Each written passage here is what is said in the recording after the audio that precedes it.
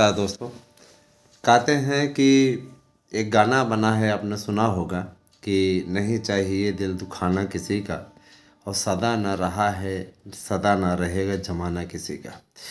तो कहीं न कहीं अरविंद केजरीवाल और अखिलेश यादव की जो पराजय मिल्कीपुर और दिल्ली विधानसभा में हुई है, यह निश्चित रूप से इस गाने की ओर संकेत करती है। देखिए, अहंकार से युक्त अगर व्यक्ति हो गया तो पराजय तय होती है।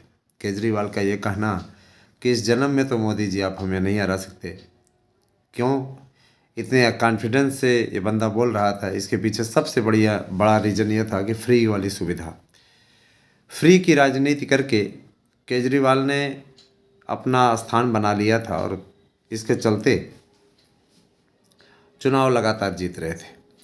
और 3 बार मुख्यमंत्री बनने के बाद चौथी बार है ना चौका लगाने की कोशिश में थे, लेकिन जनता ने सारे किए धरे पे पानी फेर दिया है। भारतीय जनता पार्टी की 27 साल बाद सत्ता में वापसी हुई है, जो अपने आप में आश्चर्यजनक है। 1993 में, उस समय सोचिए हम लोग कक्षा 6 में पढ़ रहे थे। हाँ, 93 में तो रहा होऊंगा, हाँ शायद 5 में था। तो सोचिए कक्षा 5 में थे हम, तो उसके बाद में अब जाके सत्ता में वापसी हुई। सोचिए, मतलब ये स्थिति है। तो कहने का तात्पर्य ये है कि भैया देर आए दुरुस्त आए। भाजपा ने बहुत से वादे किए हैं, प्रधानमंत्री जी ने भी अभी कल भाषण देते हुए है ना इस वादों को दोहराया है, और दिल्ली को प्रदूषण मुक्त करने के साथ साथ यमुना जी की सफाई का भी संकल्प दोहराया है। तो ये काफ़ी अच्छी बात है, अपने वादे को पूरा करें, क्योंकि विपक्ष में जो पार्टी है वो इस मुद्दे को ज़ोर शोर से उठाना भी चाहेगी, और हर हाल में चूँकि खिसियानी बिल्ली खंभा नोचे, 10 साल शासन करने के बाद 10 साल 48 दिन शासन करने के पश्चात है ना सत्ता से कोई बाहर हुआ है तो गुस्सा तो लगेगा ही। कांग्रेस भी इस दौर से गुजर चुकी है। जब 10 साल तक मनमोहन सिंह प्रधानमंत्री रहे, जब सत्ता से गई तो कांग्रेस को भाजपा की हर नीतियों में कमी आने लगी, नज़र आने लगी। ये हर अपोजिशन की स्थिति है। उधर मिल्कीपुर में बुरी तरीके से हारे अवधेश पासी के जो बेटे हैं अजीत प्रसाद, उनका ये कहना है कि ये स्वस्थ तरीके से चुनाव नहीं हुआ। अगर आपको ये लगता है कि चुनाव स्वस्थ तरीके से नहीं हुआ तो आप कोर्ट जाइए, सिद्ध कीजिए कि फ्रॉड हुआ है, बेईमानी हुई है। मगर जहां आप जीत जाएं तो वहां स्वच्छ इलेक्शन हुआ है, फेयर इलेक्शन, और जहां पे आप हार जाएं वहां पे आप बहानेबाजी और ईवीएम को दोष देना शुरू कर देंगे।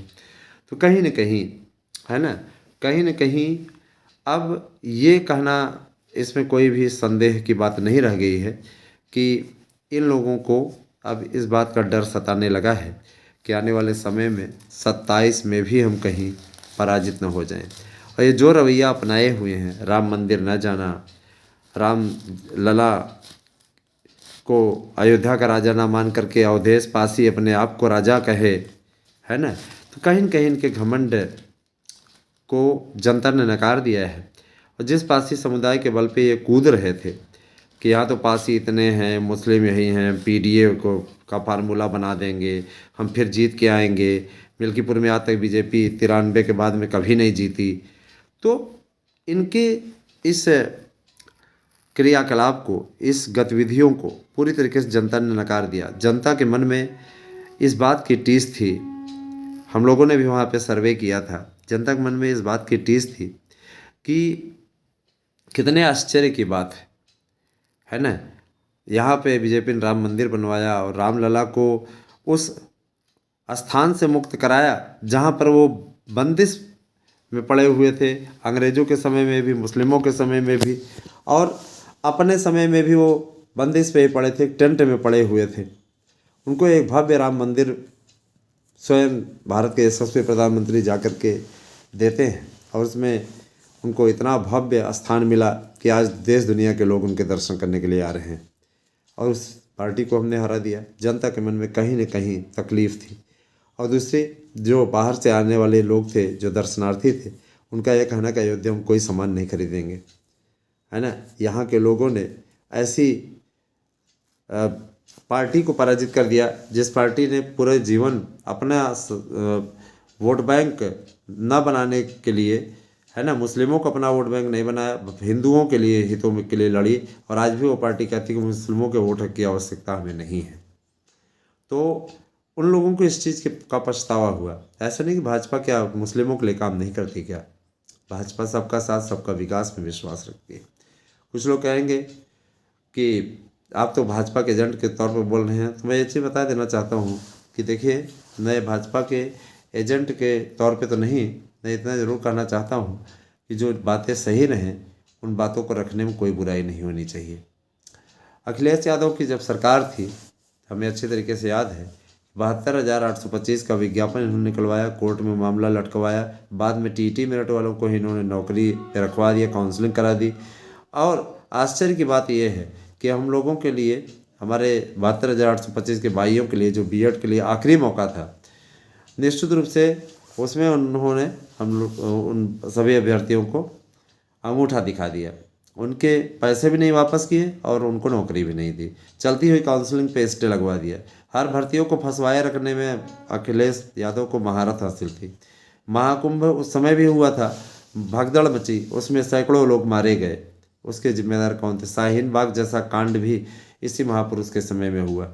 और आज, है ना, इन लोगों के द्वारा इस तरीके की बातें उठाई जा रही हैं, है ना। तो ये अपने आप में आश्चर्यजनक है। फिलहाल केजरीवाल के हार के पीछे सबसे बड़ा कारण यह था, केजरीवाल का कहना था कि हमको तो मोदी जी इस जन्म में नहीं हरा सकते। तो मोदी जी ने हरा के दिखा दिया। उसके बाद में फिर केजरीवाल का ये कहना था कि यमुना को अगर हम नहीं साफ़ कर पाए तो वोट मत देना। जनता ने कहा ठीक है, तुमने यमुना को 10 साल नहीं साफ़ कर पाए तो अब तुम्हें इस बार वोट नहीं देंगे। जनता ने निगलेक्ट कर दिया। दूसरी चीज़ भी भाजपा के लिए ये मास्टर स्ट्रोक हुआ कि आरएसएस का तालमेल बढ़िया रहा। आरएसएस घर घर गई और जनता जनार्दन से कहा कि आपने अगर लोकसभा में लगातार 3 चुनावों में बीजेपी को 7 सीटें दी हैं, 7 के 7 सीटें, तो आप इसमें भी कोशिश कीजिए कि पूरी बहुमत की सरकार बनाइए। जनता ने संकल्प ले लिया कि बीजेपी को ही हमें जिताना है, प्रधानमंत्री जी को मजबूत करना है। जो सरकार, केंद्र सरकार की नीतियां हैं उसको यहाँ पर लागू कराना है ना। और आयुष्मान कार्ड यहाँ पर लागू करवाना है। 8 मार्च तक महिलाओं के खाते में 2500 रुपये लेने हैं। तो जाहिर सी बात है, ये सारी चीज़ें सरकार ने अपने हिसाब से सेट की थी। अब हम आते हैं अगले मैटर पे, ध्यान दीजिएगा ज़रा सा। तो आने वाला समय अब बिहार के चुनावों का है। सिसोदिया का भी हारना दोस्तों, केजरीवाल का स्वयं हार जाना, और आतिशी का हारते हारते जीतना। आतिशी भी हार जाते तो एक बार और ज़्यादा सोने पे सुहागा हो जाता, है ना। लेकिन इन लोग सभी का हारना इस बात का द्योतक है कि भ्रष्टाचार की जिस स्वच्छ राजनीति को लेकर के, भ्रष्टाचार मुक्त जिस स्वच्छ राजनीति को लेकर के केजरीवाल की सरकार आई थी, वह पूरी तरीके से विफल रही। ये अपने आप में आश्चर्यजनक रहा। आज सत्ता का अहंकार टूटा है और सुनीता केजरीवाल के तो बयान नहीं आ रहे हैं।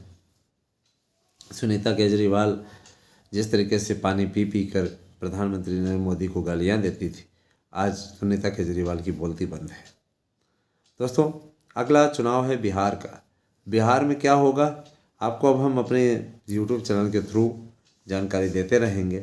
और मैं आपसे इस चीज़ का भी के लिए भी आश्वस्त करता हूँ कि, है ना, यहाँ पर आपको स्वच्छ डिस्कशन मिला करेगा, है ना, और बेहतरीन तरीके का डिस्कशन मिला करेगा। तो आप लोग चैनल को ज़्यादा से ज़्यादा सब्सक्राइब कीजिए और वीडियो को लाइक कीजिए तथा ज़्यादा से ज़्यादा लोगों को जोड़ने का कार्य करें, जिससे हम आप तक सही और सटीक सूचनाएं पहुंचाने के साथ साथ, है ना, राजनीति का एक स्पेशल शो चला सकें, है ना।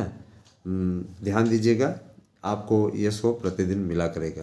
तो बने रहे हमारे साथ में। और भर्तियों का खजाना भी अब दिल्ली में भाजपा खोलने जा रही है। दिल्ली में DSSP के लिए 50,000 पदों पर TGT PGT की भर्ती होने जा रही है। तो ये BED वालों के लिए बहुत बड़ा मौका है। और 50,000 पदों पर DSSP की भर्ती होगी। जो नारकीय स्थिति दिल्ली में भर्तियों की केजरीवाल के रहते, मनीष सिसोदिया के रहते हो गई थी, अब उस पर से पर्दा हटेगा।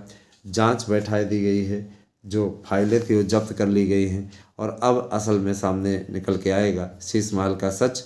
तो ये जान लीजिए कि यूँ कह लीजिए कि केजरीवाल, मनीष सिसोदिया, सत्येंद्र जैन जैसे नामी गिरामी चेहरे जो दिल्ली की सत्ता में 10 साल से लगातार दिल्ली को चूस रहे थे, जेल जाने के लिए तैयार रहे। और इसके बाद बिहार की बारी है। बिहार में फिर क्या होगा वह भी आप लोग इंतज़ार करिए। बिहार में भी तेजस्वी यादव की आरजेडी वापस लौटने नहीं जा रही है। पिछली बार सिर्फ एक तालमेल गड़बड़ हो जाने के चलते भारतीय जनता पार्टी और जेडीयू के बीच और एलजेपी के बीच सही तालमेल न बैठने के कारण जेडीयू को काफ़ी सीटों पर नुकसान उठाना पड़ा, जिसके कारण उसे पराजय का सामना करना पड़ा। 43 सीटों पर जेडीयू समझ गई, लेकिन इस बार इन सब का तालमेल अच्छा है, सब के सब एकत्र है और जनाधार विहीन कांग्रेस और आरजेडी इन दोनों में खींचातानी मची हुई है। तो आश्चर्य नहीं होना चाहिए इनका गठबंधन टूट जाए। वैसे भी कांग्रेस का वहाँ कोई खास जनाधार नहीं, जो जनाधार है निश्चित रूप से आरजेडी का है। तो आरजेडी इसके लिए कड़ा संघर्ष कर रही है। आपको हम पूरी अपडेट देते रहेंगे और उत्तर प्रदेश की विधानसभा के होने वाले चुनाव के बारे में भी हम चर्चा करते रहेंगे। कैसी लगी वीडियो अवश्य बताइएगा। धन्यवाद।